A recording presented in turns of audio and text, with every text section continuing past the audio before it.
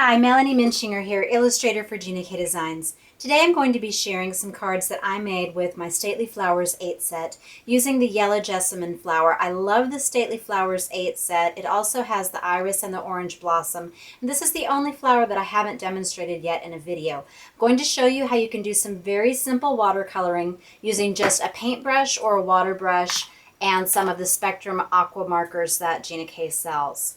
For this project, you're also going to need, in addition to that Stately Flowers 8 set, the Pretty Patterns set. And this is another one of my sets from Gina K Designs. I'm going to be using the chevron today.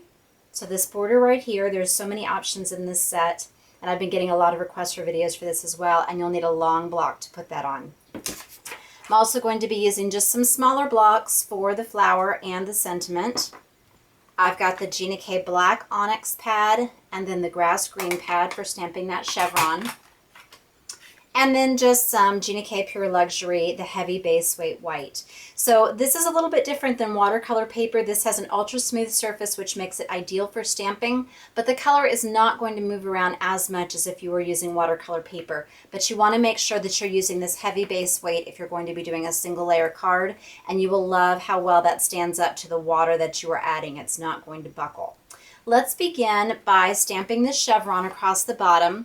And I'll put this card over here for reference, but I just love how you have a really classic, realistically drawn flower paired with a very modern looking border. So those two things can definitely go together.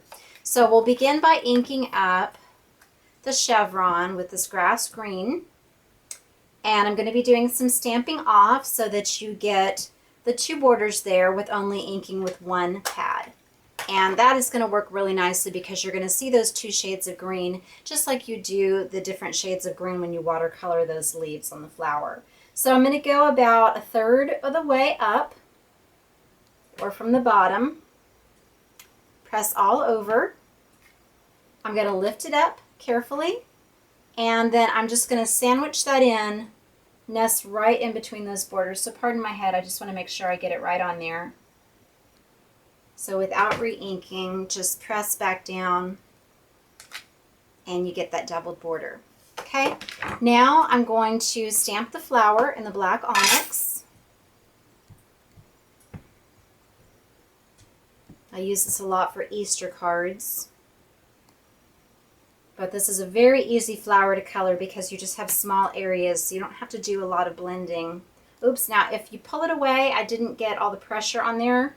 Since I haven't re-inked, I'm just going to line it back up and then just press right there at the top of that flower. Okay? No need to start over. All right. And let's go ahead and put the cinnamon on too before I forget while we have that pad out.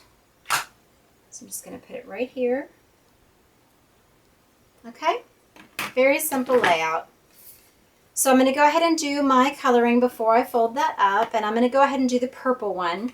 So the Spectrum Aqua markers, these are water-based markers. They do seem a little bit juicier though than some watercolor markers or water-based markers that I've gotten in the past. This is the floral assortment. So you've got a range of pinks, oranges, yellow, greens, and purples. I might recommend the primary set if you want a blue because these are all definitely different shades of purple. And I like how they have the names too. That makes it easy to refer to here across the top. So you might have seen in other videos people coloring onto a block. I'm just going to go ahead and use the plastic in this clamshell pack for my blending pad. And I still have a little bit of marker on here, but I'm going to start with coloring in those leaves. And this will actually reactivate what I already have on there. It is not going to stain this box because it's water-based. So I could even pick up the purple from there now, but I want a little bit more of that, and just so that you can see how the color comes out. So we've got a real bright spring green, and then we've got this olive green. And each of them separately are a little bit different from this grass green color, so I want to use them both. You'll see how bright it is if you take just the green on its own, and how dark it is if you use just the olive. So I'm going to just mix them together. It's very painterly using markers this way. It's a lot of fun. It's very freeing. But I would always recommend, if you're not using watercolor paper, to start where you want the color the darkest with the brush, because it's not going to move that much on this paper like it does on the watercolor paper. So you can look at the lines on the illustration. You can always see where the shadows are by the dark lines in the image. Start your color there and then work it out, and that's going to be going towards the lightest area.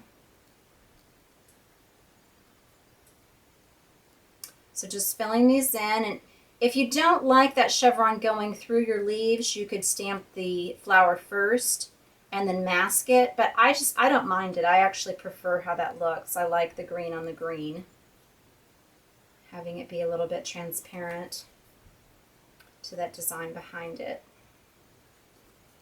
So just play around, add more marker to your palette here if you're wanting more color. And you can also take these markers, if there's a part that you want to be really bright, obviously this is going to be more concentrated, to just put it directly onto the leaves. So that's another way that you can add in color. And then you have a very tiny tip. When I first saw it, I thought it was drying out, but that's because the color is just at the very end. It's so fine on this. So if you want to, after you're done watercoloring, go in with this fine tip and add some texture to the leaves, you can do that. And that's something that you can't really do with the alcohol markers because they do spread and blend so much.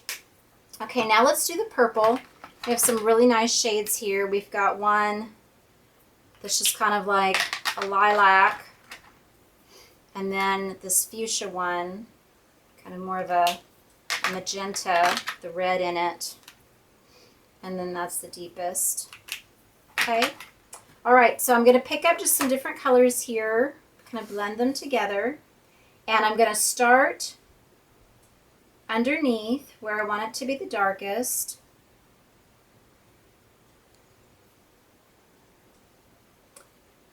And then start in the middle of these flowers and pull it out. The way that they kind of cup in the middle and then pull out towards the edge where they're getting the most light on the ends there.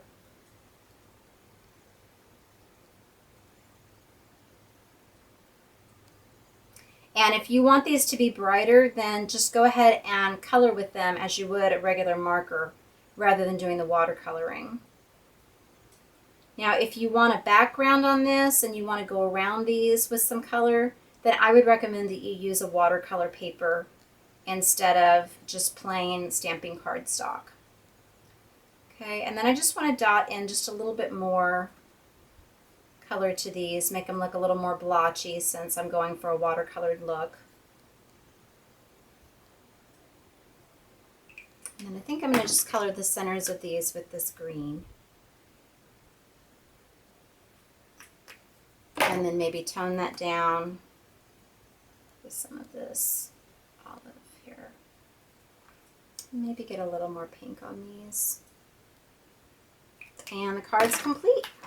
So have fun playing around with these aqua markers. You can also do direct to stamp techniques, which I will be showing in future videos. Please visit my blog, Hands, Head, and Heart, for more inspiration and ideas, and visit us on Stamp TV and at Gina K Designs. Thank you for watching today, and God bless.